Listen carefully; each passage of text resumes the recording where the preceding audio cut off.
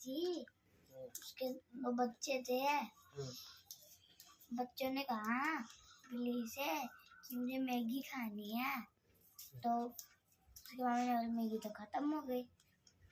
तो ने कहा, बिल्ली के बच्चों ने कहा कि है ना मार्केट चलिए।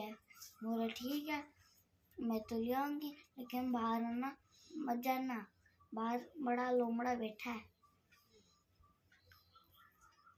पूरी सुना तो। हाँ, फिर मम्मी तो चली गई। फिर लोमड़ा आगे बोला कि मैं तुम्हारा दोस्त हूँ। तो बिल्ली बोली कि मेरी मम्मी घर पे नहीं है, मैं नहीं खोलूंगी गेट।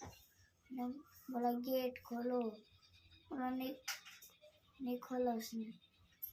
उसकी मम्मी आई और उसने कहा